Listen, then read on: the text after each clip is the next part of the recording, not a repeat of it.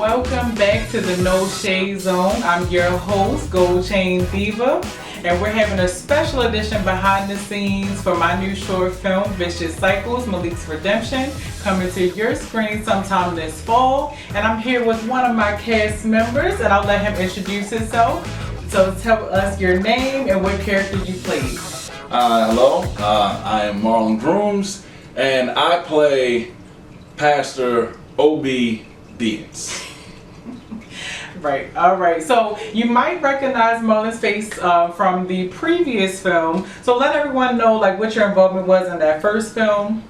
In the first film, I was Malik's friend Chase, and that was enjoyable. But now I'm Pastor Obedience. I'm versatile. So was it a hard transition to go from like playing that first character to now playing a pastor? Was it hard? I don't want to say it was hard. How do I answer this? That's a good question.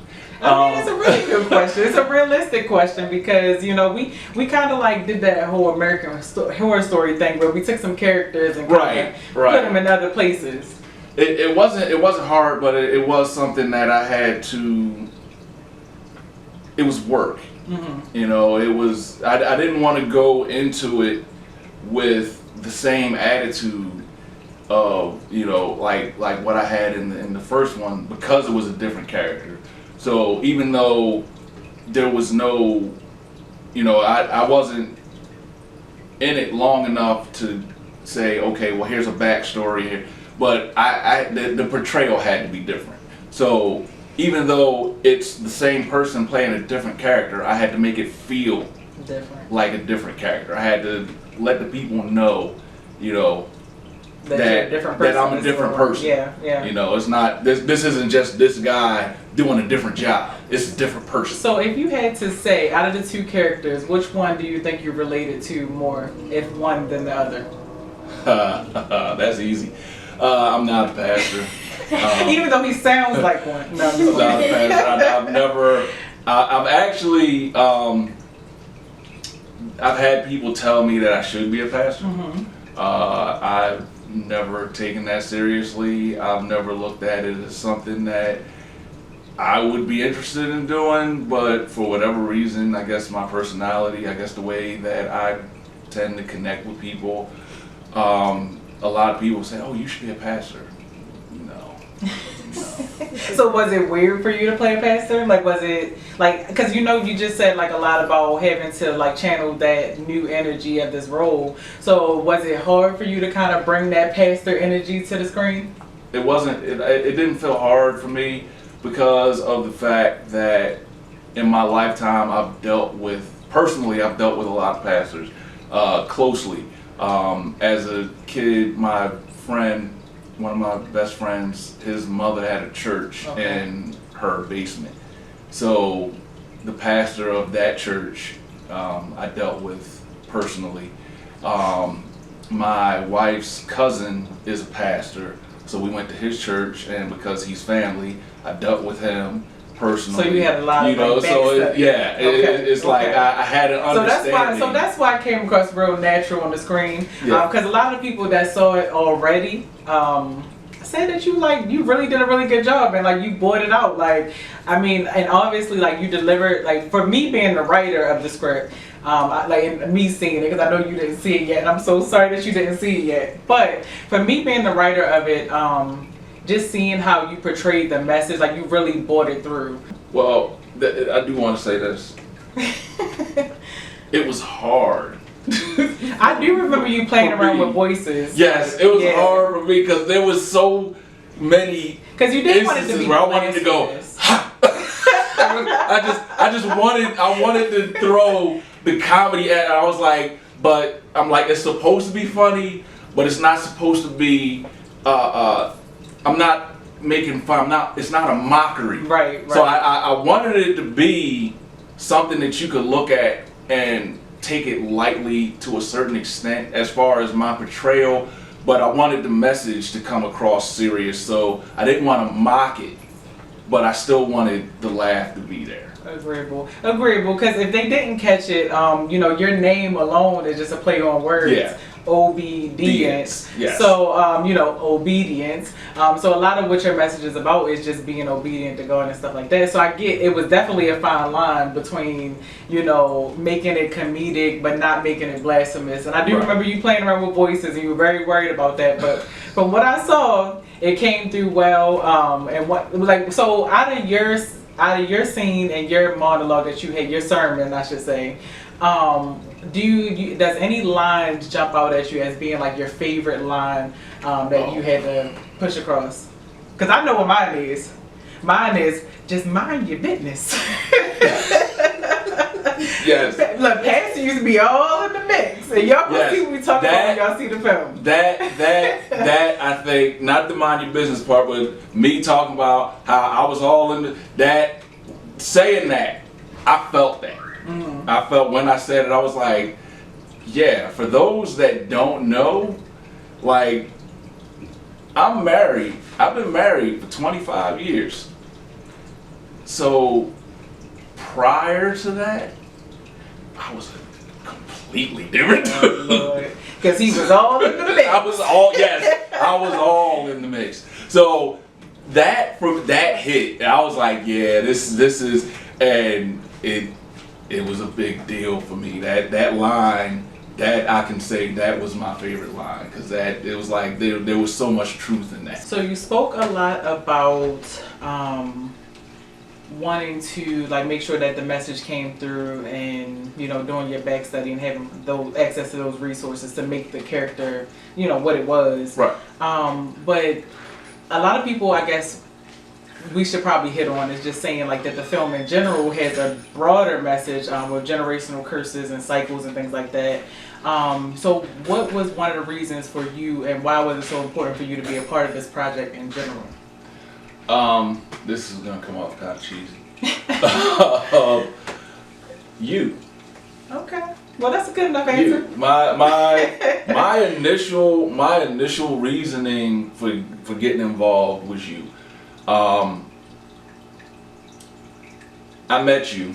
I don't know if you want me to go into it. Sure. Okay. I mean, like, we did interviews on other platforms before, but for those who don't know, tell them how we met. We met selling life insurance at that place that shall remain nameless. We ain't doing no free promo. So and when I met you, I was like, okay, this is an intelligent, enterprising young black woman.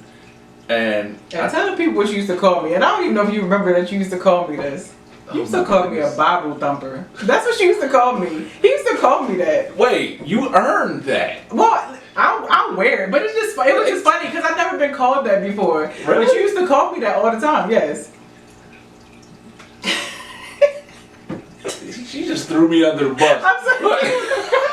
I'm sorry. Because it just popped into my mind. Because I totally forgot that you called me that. But you did call me that. And like, you met me when I was like kind of fresh in my faith, honestly.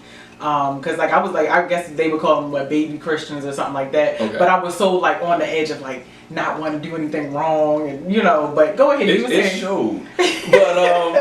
But no, I was really impressed by what you were doing. And so when you presented this opportunity to me, I was like, definitely. You know, I would love, because I look at it like this. When you become what you're destined to become, I'm going to be so proud to be able to say I knew her when. And you're going to be having a seat at the table. He always going to be Uncle Molly Mo. You know? So that was my reason. Everything else, because it started out as a conversation, it started out as a discussion, and then from the discussion it went to, and this is what we're going to do with everything. Because it actually was supposed to be a TV show first, and that's what a lot of people don't know. It was supposed to be a TV show first, and then we couldn't get the logistics together, and it turned into a short film form, but yes. Yeah, so I once we got into the discussion, there was a lot that came up that I felt like I can not only identify, but I have a lot to say about this. So being a part of it, being a part of getting that message across, you know, And what would you say? Because I know what I would say the message was, but what would you say from your perspective, even being if you want to speak from the perspective of Chase and then also obedience, but what's your perspective of what the message was for even the first film versus the second film? Well, I mean, the focus is Malik. And I can say in my younger days, I was Malik. Okay, I was Malik, and a lot of the men that I grew up with, a lot of the men that I came into contact with were Malik. That's a story that we all need to see, that we all need to understand, because there are those of us that went through that lived that life, that, you know, our value, our self-esteem was all based on, I can get whatever woman I want. Mm-hmm. And I'm not just saying it, I got her, you know, so it was as a young man, it's a manliness thing. It comes to a point where you learn that's not what a man is. Mm-hmm. And I felt that's the story, that's Malik's story, and I learned that. Mm-hmm. But there's also men that have yet to pick up on that. Right. So that's where I see the importance of this story being told. Mm-hmm. That hopefully when those men see this, they wake up and go, hey, maybe what I'm doing, maybe the way I'm living my life isn't right. Mm-hmm. Maybe I do need to put some effort into bettering myself. Mm-hmm. You know, and that's what we get to see in the second film that we didn't get to see in the first film, is we follow this journey of Malik's maturity, so to speak, seeing him grow from that little boy, but now looking inwards to say, okay, where is this coming from? Like, where did this stem from? And I'm glad that, you know, you're able to relate to the storyline, because I mean, it is a storyline that most people can relate to, especially in this day and time where, you know, our young men and women don't have examples of what relationships should be like. But, you know, with that all being said, you know, like I said, it goes into generational curses and cycles. Mm. And so how important is it that we break these cycles? Like, to you, how important is that in general? Oh, extremely. Once again, I can take it back to me. I grew up, I was raised, I'm one of many, you know, in our community that was raised by a single mother. Mm-hmm. You know, so I have that experience. I know what it's like to grow up. Luckily for me, I had my grandfather in the house.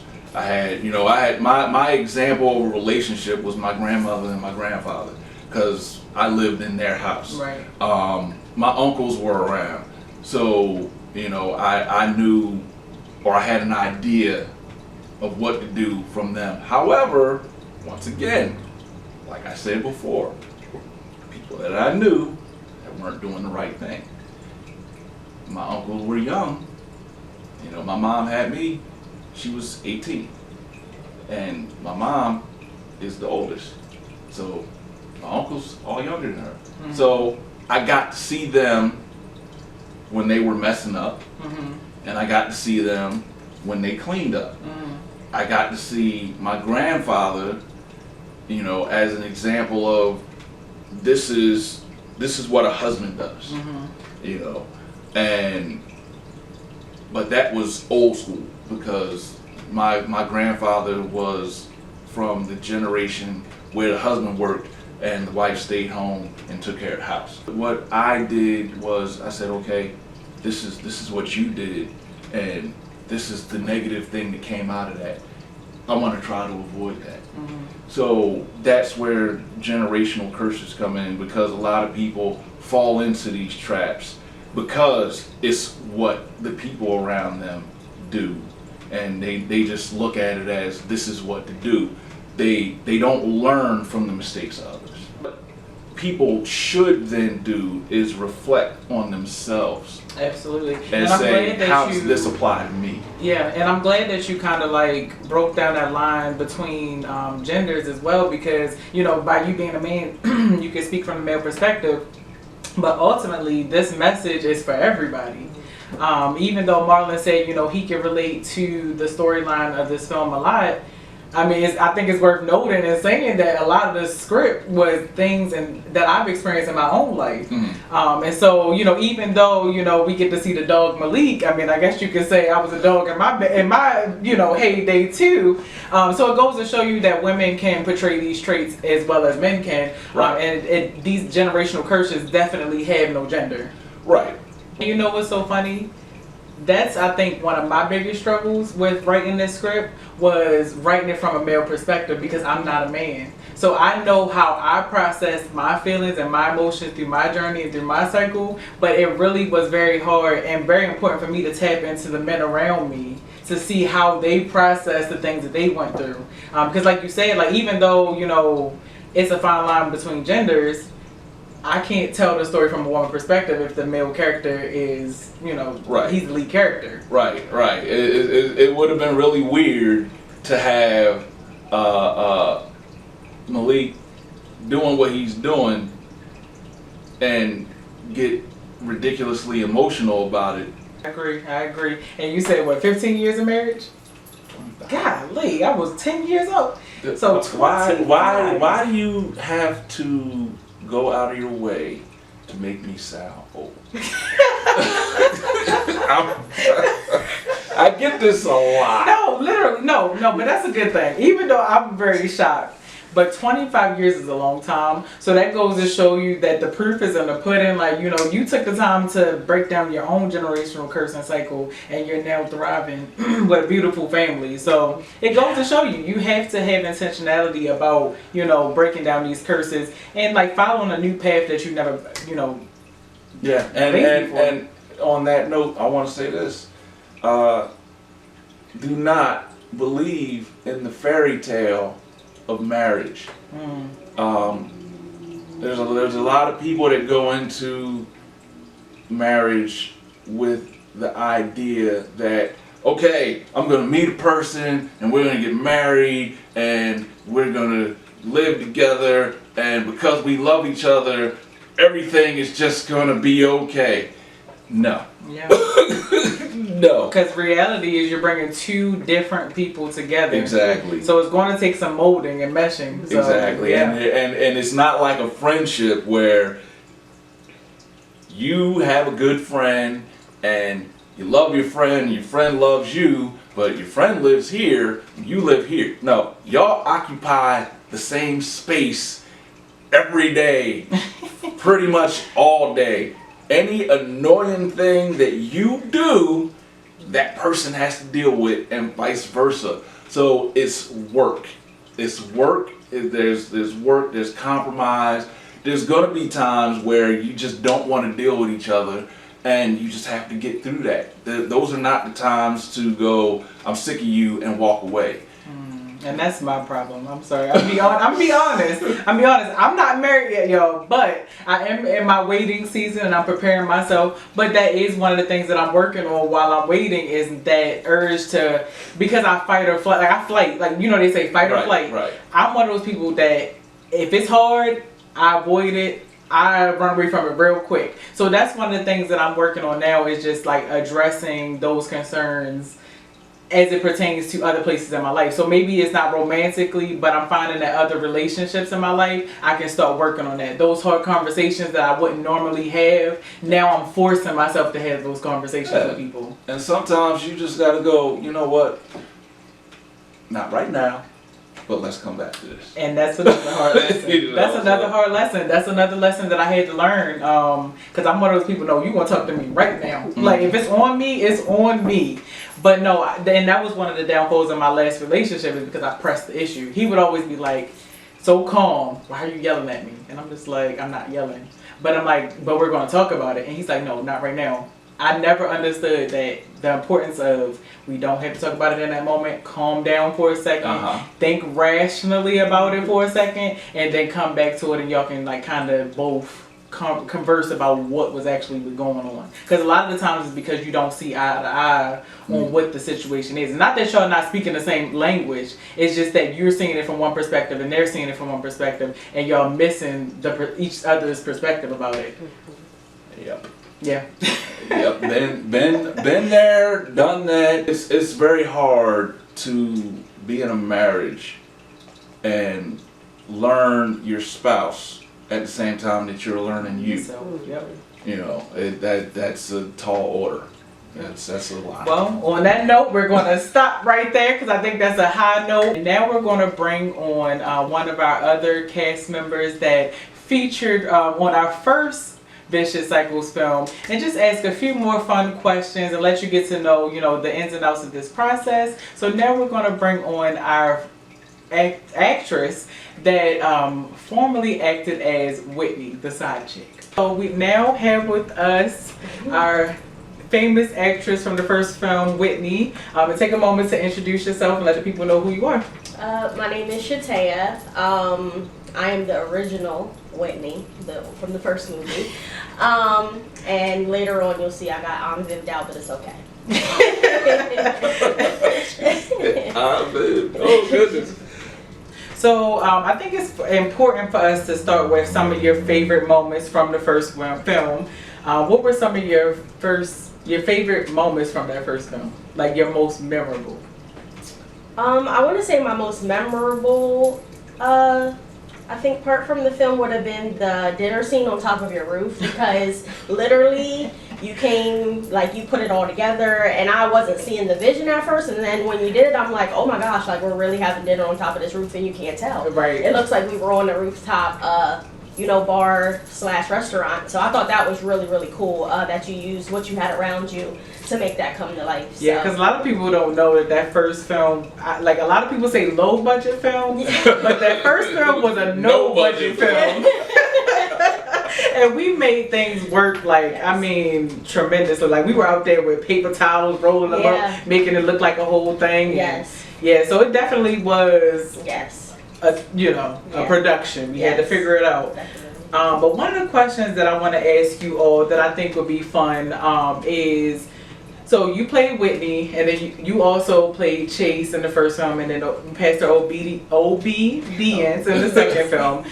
So I want to ask you all, if you could play any other character in this cast, what other character would that be and why? And we'll start with Shatea. Okay, so I've already thought about this because there was a character that I could actually relate to more than the character that I played, so it would be Karen. Okay. It would be Karen's part, because, a lot of similar things that she was going through, I've been through personally. So that would definitely be the person I would switch characters with. And what scene do you think you would have took most pride in? Like, which one did you relate to the most out of that first film?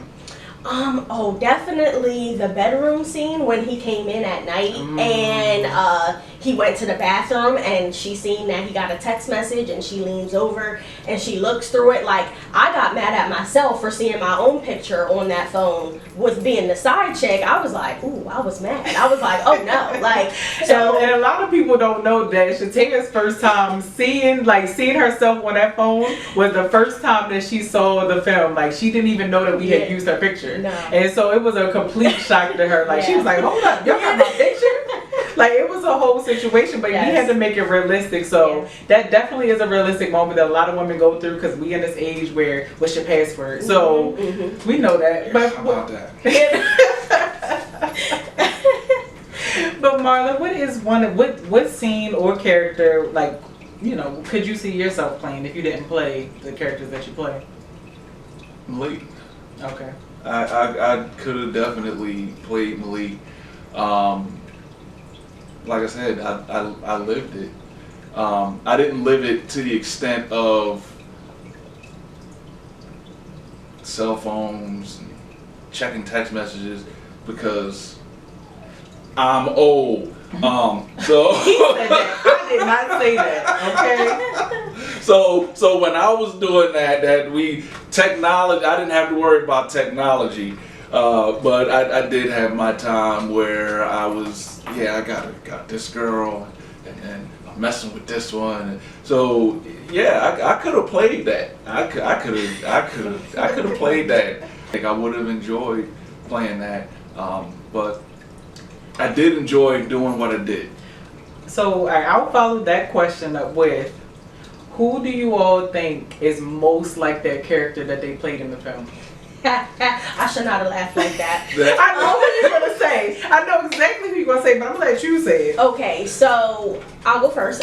So definitely, hold on, because now I'm gonna get the names mixed up. Malik and Malachi.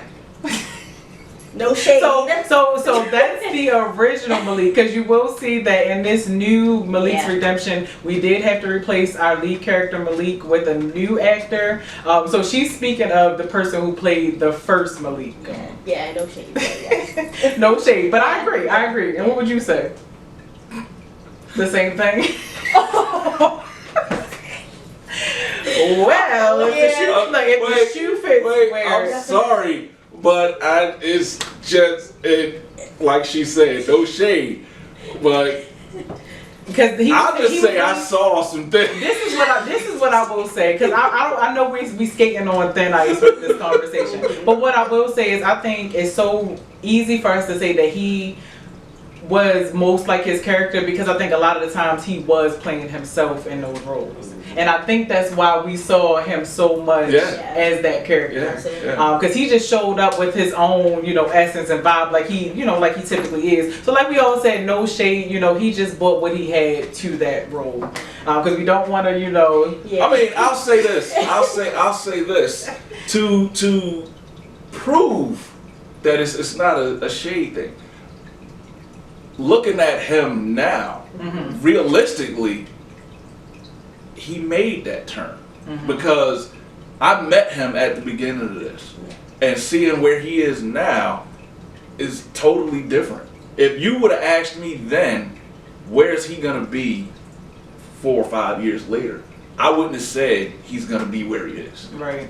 So that it's like I said, it's not a shade thing, it's just a truth thing. And I think that's interesting and all with this cast in general is because if you all don't know that most of this cast are real people that have real jobs, real struggles, real things that they're dealing with, and they brought it to set. And I think it's very interesting to mention that and really, kind of speak on some of the challenges that you all had to kind of go through during that time, because that was one of the things for me as I was writing that first script was saying, okay, I know the story of all these people because all these people are connected to me in some type of way, and I want them to be able to be blessed and get something from this script. So what are some of the challenges, if you recall any, and if you do feel comfortable sharing any, that you all were kind of going through and had to overcome to make this possible?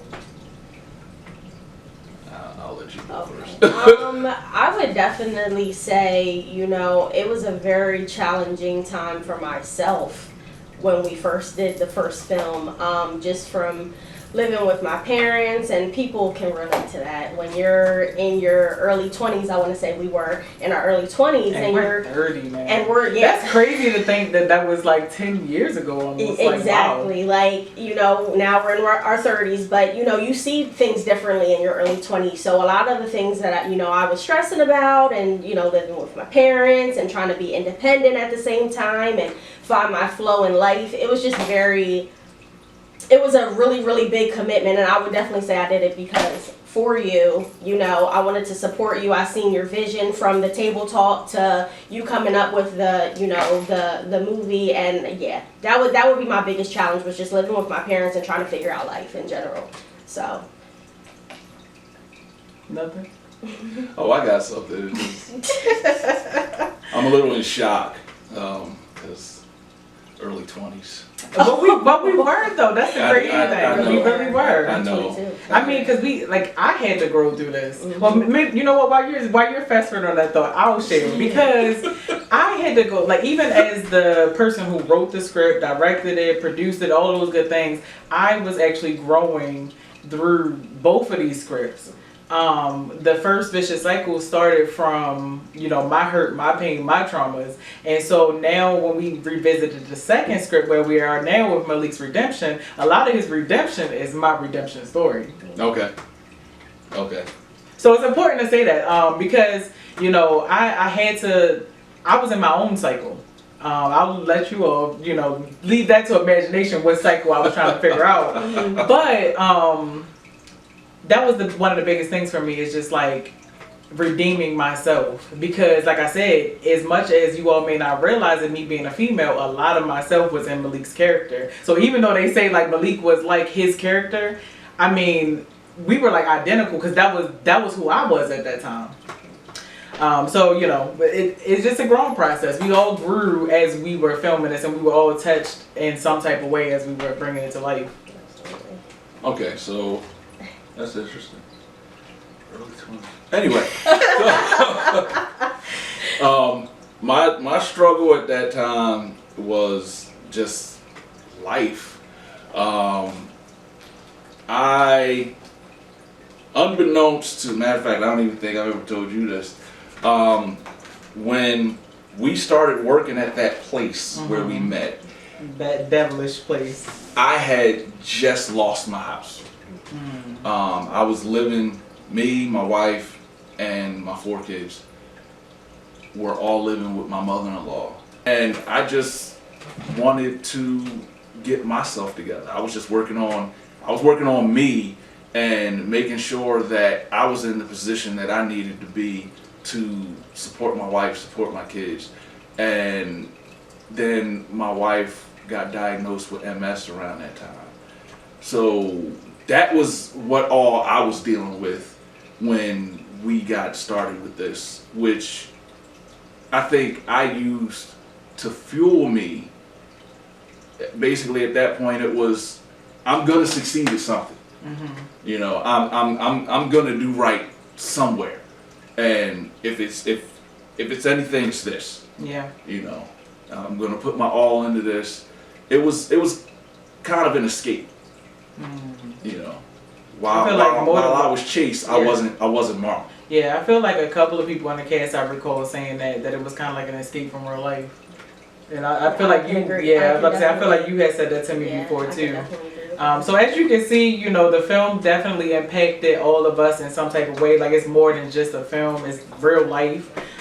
So, you know, we're going to pivot to just a few more questions. So one of our most memorable scenes of that first film, and we also recreated it in the second film, was the car put out scene when Malik put Whitney out of the car.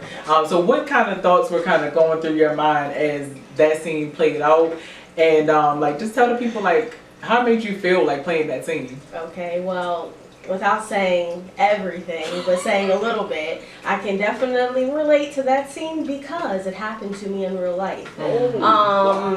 It wasn't, you know, it kind of took me back, and I remember when we were recording it, you kind of said like, Shataya, I need you to like remember back to when that happened, so that I could channel that emotion and feel exactly how I felt.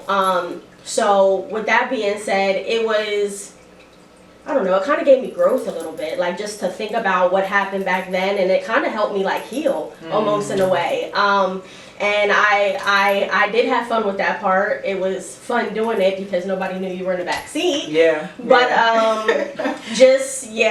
that part definitely hit me a certain way. And people do that? Yeah. People do that. Yeah, they do. Wow. They do that. Yep. So the struggles of a woman. You grew up in a different generation. The last question that we will end up with, because I know I asked you previously, you know, what were some of your most memorable moments in lines. So I'll now ask Shataya, what was one of your most memorable lines from the film? Let's see. Because I have a couple, but my favorite would be the party scene, light skin coming through. The reason that probably is my favorite part is because it wasn't even in the script. That's what I was getting ready to say. I was going to say that wasn't in. And you know what's so funny about that entire scene, because a lot of that scene was improv. Yeah. Those other 2 guys that were in the kitchen was not supposed to be in that scene. Yeah. They weren't even supposed to have lines. That whole that day was just ridiculous. day was just like, first off, it was like, is this even gonna happen? Because we're there and he wasn't. And it was like, well, where is he? And it was his house. Yeah, we're at his house and he's not there. And it's like, well, where is he? He's in Philly. Yeah, I'm not even gonna go there. No, I'm not trying. I'm not trying to go into, but it's just like there was just a lot that happened. I'm not so gonna the go fact there. that it worked out the way it did for me was like, but wow. a lot of people don't even know, because we also had a screening before we premiered it to the world, is that half of that scene got cut. Yeah. I didn't know that. You went to the premiere though. I went to the premiere, but I didn't know that. Oh, you never watched it again once I released it? Right. Well, there you go. I saw it at your house. Yep. And then I was just like, okay. Yeah. Well, so since I'm telling you something So it got new, cut. Okay. so the beginning half, when they were actually all dancing in the room, and we had one of the rappers that he came in, that whole part got cut. Oh, wow. So the only part that you do see is when she comes to the door, shows him her ID, he walks upstairs, and it ends with light skin coming through. Yeah. Oh. Yeah. I learned something. Yeah, but as you can see, guys, this whole production was just a bunch of ups and downs, and I will say I'm forever grateful to my cast, because they are real people, and I know all of what they had to go through to be able to support my vision and bring it to life. So I will tell you all, and as they're all doing these days, is giving everyone their flowers. So I want to give you all your flowers and let you know that I appreciate you all. So thank you all for tuning in. This is the No Shade Zone behind the scenes from Malik's Redemption, coming to you sometime in fall. So if you're not following me on Facebook or Instagram, I'm goldchain__diva. My real name is Tira Arrington. I'm finally going to tell you my first name, my first last name, because I always go by something else. But for these purposes, since I'm director, I have to tell y'all that. And you can find me on any social media at those names or comic_sauce. And if you all want to share your social media, feel free to. If not, we'll end it with this. All right. Well, I'm All right, we're done. It's a wrap. It's a wrap.